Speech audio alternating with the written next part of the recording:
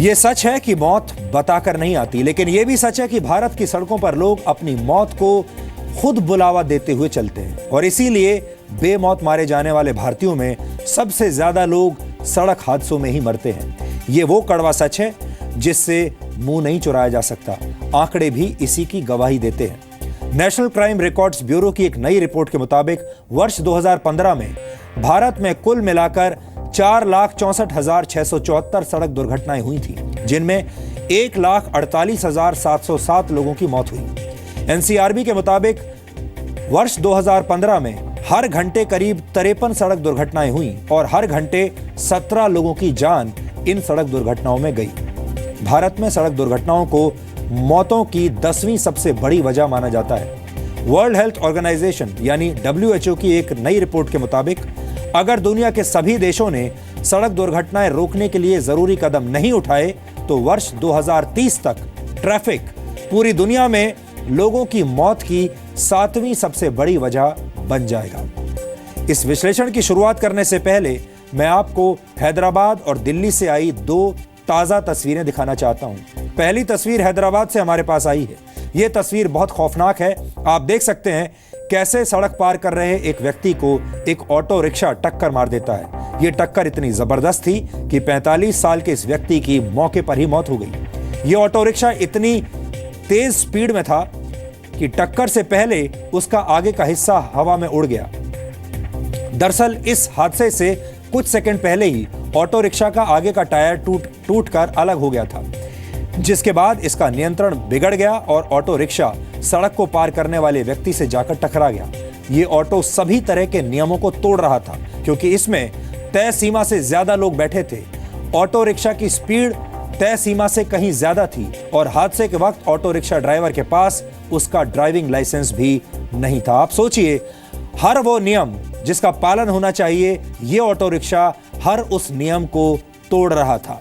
आपने ऐसे auto rickshaw अपने आसपास भी जरूर देखे होंगे, हर रोज देखे होंगे और आज भी देखे होंगे, लेकिन कभी भी कोई इनसे सवाल नहीं पूछता, कोई इन पर कार्रवाई नहीं करता, कोई इन्हें रोकता नहीं। प्रशासन इन्हें रोकता नहीं, पुलिस इन्हें रोकती नहीं, यहां तक कि आम जनता भी इनसे कुछ नहीं कहती। और तो और लोग इन्हीं ऑटोज में सवारी करने के लिए भी तैयार हो जाते हैं और तब भी ऑटो रिक्शा ड्राइवर से कुछ कहते नहीं। दूसरी तस्वीर दिल्ली की है, जो कि देश की राजधानी है, जहां कल रात करीब 11:30 बजे तेज रफ्तार से आ रही एक लग्जरी कार ने एक कैब को टक्कर मार दी। इस हादसे में टैक्सी ड्राइवर की मौके पर ही मौत हो गई। लग्जरी कार को 24 वर्ष का एक लड़का चला रहा था, जिसे पुलिस ने गिरफ्तार कर लिया है। लेकिन ये दोनों तस्वीरें ये बताती हैं कि सड़क दुर्घटनाएं अब एक महामारी बन चुकी हैं, जिसकी वजह से सिर्फ भारत में ही नहीं बल्कि पूरी दुनिया में लाखों लोग मारे जा रहे हैं। WHO के मुताबिक पूरी दुनिया में हर साल 12,50,000 लोग सड़क दुर्घटनाओं में ऐसे ही मारे जाते हैं। सड़क दुर्घटनाओं में मारे जाने वाले लोगों में से 60% की उम्र 15 से 44 वर्ष के बीच होती है। WHO के मुताबिक सड़क दुर्घटनाओं में 90% मौतें विकासशील देशों में होती हैं। यह रिपोर्ट वर्ष 2013 के आंकड़ों पर आधारित है। अगर आप मोटरसाइकिल या स्कूटर चलाते हैं, यानी 2 व्हीलर चलाते हैं और हेलमेट नहीं पहनते, तो अगला आंकड़ा आपको डरा देगा।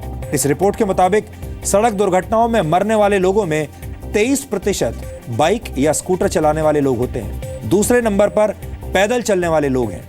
सड़क दुर्घटनाओं में होने वाली कुल मौतों में 22% लोग सड़क पर पैदल चलते हुए मारे जाते हैं। तीसरे नंबर पर साइकिल चलाने वाले लोग हैं। सड़क दुर्घटनाओं में होने वाली कुल मौतों में साइकिल चलाने वालों की हिस्सेदारी 4% है। इस रिपोर्ट में सड़क दुर्घटनाओं में होने वाली मौत की सबसे बड़ी वजह ओवर स्पीडिंग को बताया गया है। दूसरे नंबर पर शराब पीकर गाड़ी चलाना, तीसरे नंबर पर बिना हेलमेट पहने वाहन चलाना, जबकि चौथे नंबर पर बिना सीट बेल्ट लगाए कार चलाने को मौत की सबसे बड़ी वजह माना गया है।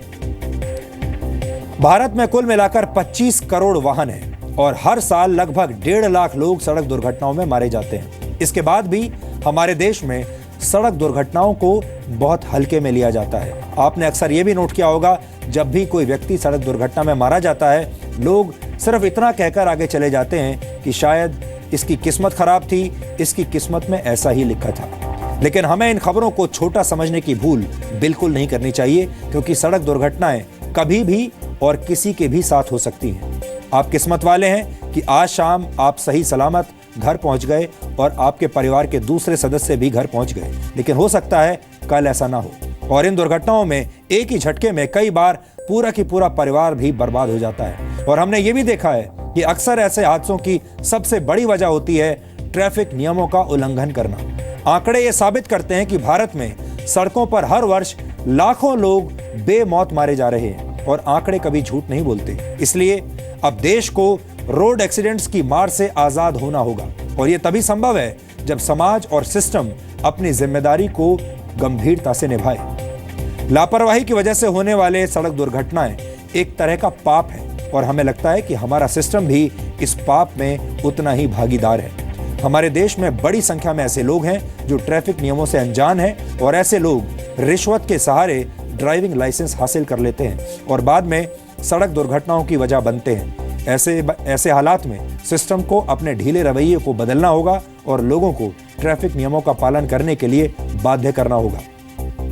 हालांकि यहाँ पूरी जिम्मेदारी सिस्टम की भी नहीं है, लोगों को और हमारे समाज को भी ट्रैफिक नियमों का सम्मान करने की आदत डालनी होगी, क्योंकि जब भी कोई व्यक्ति ट्रैफिक नियमों का उल्लंघन करता है, ये मत सोचिए कि वो सिर्फ अपनी जान खतरे में डाल रहा है, ये व्यक्ति दूसरों की भी जान लेने के लिए खतरे का निशान बन जाता है। हमारे देश में यातायात के कानूनों की परवाह कोई नहीं करता। यातायात को सुचारू रूप से चलाने के लिए देश में कानूनों की कोई कमी नहीं। कानून बहुत सारे हैं। शराब पीकर गाड़ी चलाना हो, रैश ड्राइविंग हो, रेड लाइट को जंप करना हो या खतरनाक तरीके से गाड़ी चलाना, ट्रैफिक से जुड़े हर अपराध के खिलाफ हमारे देश में कानून मौजूद है और उससे जुड़ी उचित सजा और जुर्माना भी तय किया गया है। लेकिन हमारे देश में लोग इन कानूनों का कभी भी सम्मान नहीं करते। हमारे देश की कोई भी ऐसी सड़क नहीं होगी, जी हां, एक भी ऐसी सड़क नहीं होगी जहां हर रोज हर पल यातायात का कोई ना कोई कानून टूटता ना हो और हम उसे ऐसे ही अनदेखा ना करते हो। यहां तक कि लोग हेलमेट भी नहीं पहनते, जबकि हेलमेट पहनना उनकी अपनी सुरक्षा के लिए जरूरी है। ज्यादातर लोग हेलमेट इसलिए पहनते हैं ताकि चालान से बच सकें। लोग दूसरों के साथ साथ अपनी खुद की जान को भी खतरे में डाल देते हैं। वो इस बात की भी चिंता नहीं करते कि कोई हादसा हो जाने पर उनके परिवार पर क्या बीतेगी। और जाहिर है, जब लोग लापरवाह हो जाते हैं तो सिस्टम भी यही मान लेता है कि जो चल रहा है उसे ऐसे ही चलने दो, हादसे हो रहे हैं तो फिर होने दो। हमें इस तस्वीर को हर हाल में बदलना ही होगा।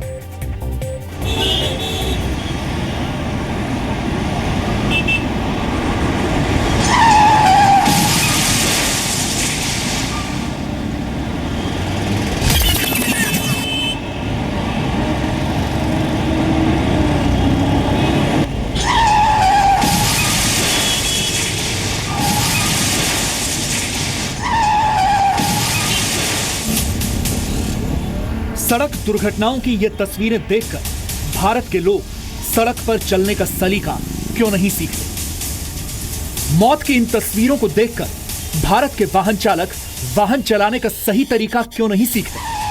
दिल्ली में एक तेज रफ्तार लग्जरी कार ने एक कैब को टक्कर मारी तो एक परिवार की उम्मीदें चूर चूर हो गई। कमाने वाला ये की था, अब मेरे पास 2 बच्चे हैं, हम क्या करेंगे? मैं तो मेरी बेटी को लेकर सो रही थी और मुझे इसे कुछ पता नहीं था।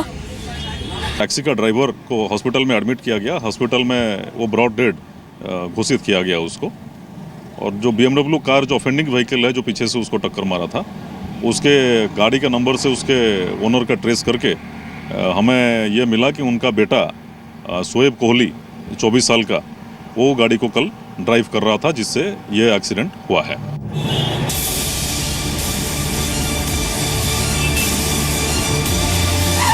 हैदराबाद में एक ऑटो ड्राइवर ने नियमों को तोड़ा तो एक परिवार की उम्मीदों ने सड़क पर दम तोड़ दिया। भारत में ये तस्वीरें और इनकी तारीखें बदलती रहती हैं, लेकिन ना तो सिस्टम बदलता है और ना ही सिस्टम की सड़कों पर लापरवाही से दौड़ने वाले लोग। 1 जनवरी 2017 है, दिल्ली। बाल बाल बची महिला।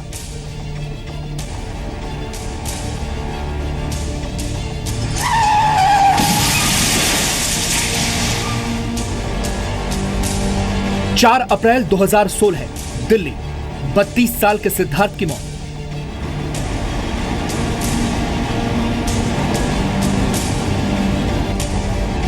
15 अप्रैल 2013 जयपुर, मां और 8 महीने की बच्ची की मौत।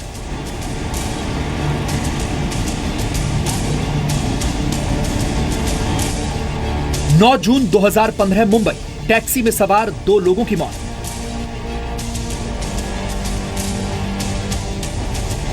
20 जुलाई 2015 दिल्ली, 20 साल के विनय की मौत।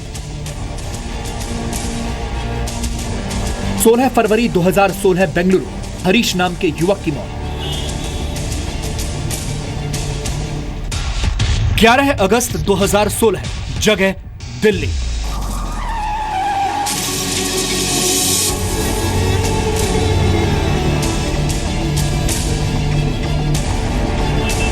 इन तस्वीरों के साथ किसी शब्द को जोड़ने की जरूरत नहीं। ये तस्वीरें पूरे देश को शर्मिंदा करने के लिए काफी हैं। दिल्ली, हैदराबाद, बेंगलुरु, जयपुर या देश के किसी भी शहर में जब किसी व्यक्ति की सड़क हादसे में जान जाती है तो यह मंगल तक पहुंच चुके देश के चेहरे पर किसी तमाचे जैसी होती है।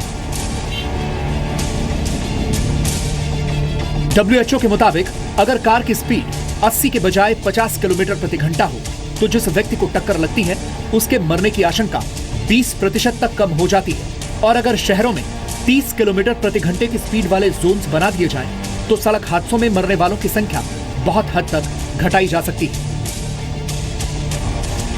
अगर दोपहिया वाहन चलाने वाले लोग अच्छी क्वालिटी के हेलमेट का इस्तेमाल करें तो सड़क हादसे में मरने की आशंका 40% तक कम हो जाती है और गंभीर चोट लगने की आशंका 70% तक कम होती है।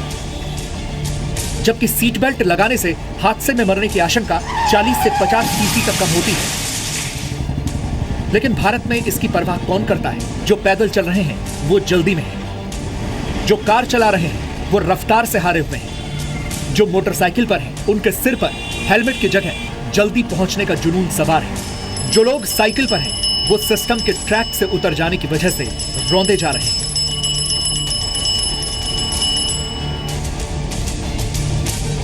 WHO के मुताबिक भारत में प्रति 1 लाख लोगों पर करीब 17 लोगों की मौत होती है।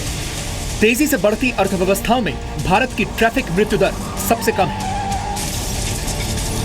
लेकिन इसके पीछे वजह भारत के लोगों का संयम नहीं, बल्कि भारत की बड़ी आबादी है। भारत में सड़क पर वाहन चलाने का अनुभव किसी वीडियो गेम को खेलने जैसा ही होता है।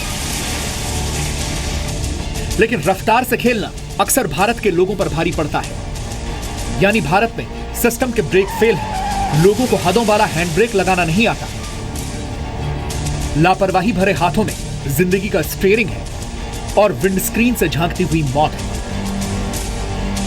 ब्यूरो रिपोर्ट, जी मीडिया।